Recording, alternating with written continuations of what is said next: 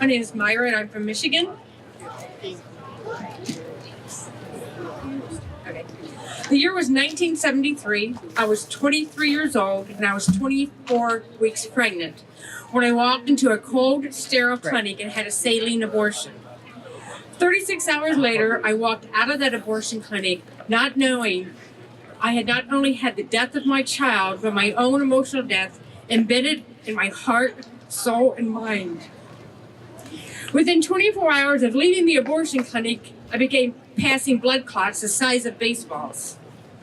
When I called the abortion clinic for help, they told me that they only performed the abortion and they accepted no responsibility for what occurred after the abortion. After bleeding and passing clots for hours, I was taken to the ER where I laid in a hallway on a gurney for 4 hours. Doctors and nurses passed by me without even so much as a nod in my direction. I finally was able to get the attention of a nurse and ask her why it was taking so long to see me. She told me, "No doctors want to treat you because of your abortion at the abortion clinic.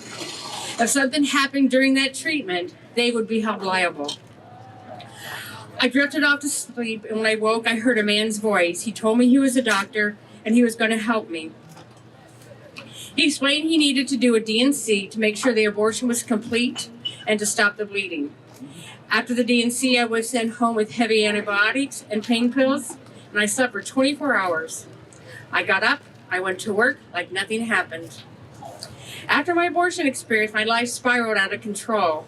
I did not realize at the time, but I was grieving my aborted child through alcohol, drugs, and promiscuity.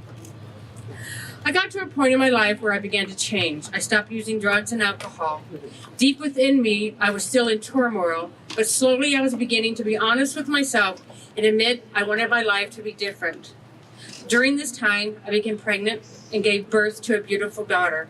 3 months after she was born, I was pregnant again. I felt I could not bring another child into the already chaotic life I had with the father of my daughter, the man I was pregnant with. Out of desperation of not being able to handle life with another child, I had an abortion at 7 weeks. I focused on raising my daughter and never thought about the abortions. I felt I did what I needed to do and moved on, not dwelling on the past. I believe God led me to church, where I began my healing journey. It was through counseling with a dear pastor and his wife, Bible studies, hands-on healing prayer, and God's unconditional love, I was able to slowly change my life and heal. I took classes to help me to be a better mom. I wanted to give my daughter a better chance at life. Many years later, I was working at a crisis pregnancy center where I learned that the heart of a baby begins to beat at 21 days after conception. It was not until I spoke those words out loud that I really realized the truth about my abortion. That I had been hiding the shame of admitting it and how it truly affected me.